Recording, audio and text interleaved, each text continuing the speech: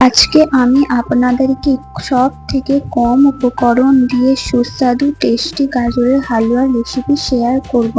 গাজরের হালুয়া কিন্তু কম সময়ে কম উপকরণে বানানো যায়।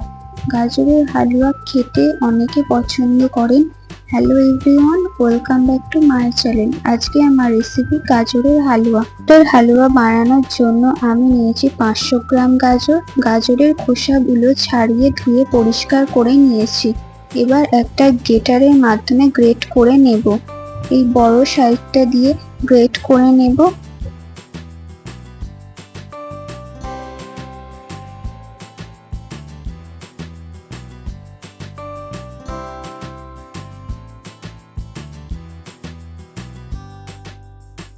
দেখতে পাচ্ছেন পুরো গাজরগুলো গ্রেট করা হয়ে গেছে। এবার আমি এখানে কিছু কাজু বাদাম চপ করে নেব। আপনারা চাইলে কাজু বাদামগুলো গোটা গোটাও দিয়ে দিতে পারেন।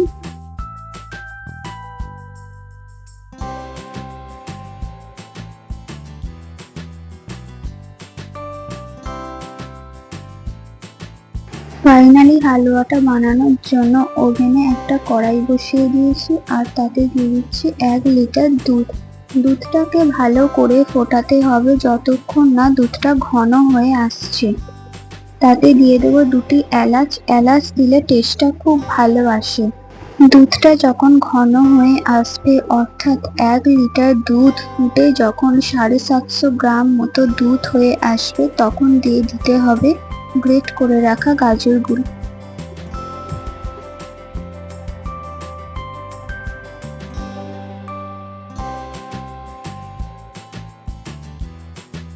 দুধটা যখন শুকিয়ে আসবে ততক্ষণে গাজরটা পুরো সিদ্ধ হয়ে যাবে। এবার এখানে দিয়ে দেব 750 গ্রাম চিনি। আপনারা যদি মিষ্টি কম খান তাহলে কম দেবেন, আর যারা বেশি খান তারা বেশি দেবেন। গাজরের সাথে চিনিটাকে ভালো করে মিশিয়ে নেব।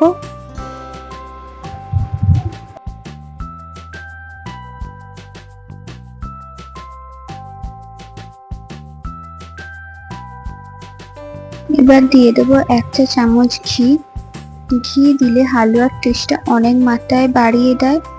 ঘি দেওয়ার পরে ভালো করে মিশিয়ে নিতে হবে। ফাইনালি নামানোর আগে দিয়ে দেব চপ করে রাখা কাজু বাদাম আর কিশমিশ। কাজু আর কিশমিশ দিয়ে ভালো করে মিশিয়ে নেব।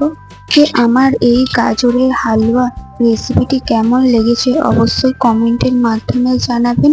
রেসিপিটি ভালো লাগলে লাইক করবেন, শেয়ার করবেন।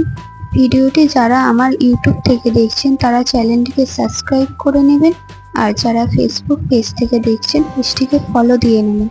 দেখা হবে নতুন কোনো রেসিপির সাথে। সুস্থ থাকবেন, ভালো থাকবেন। ধন্যবাদ।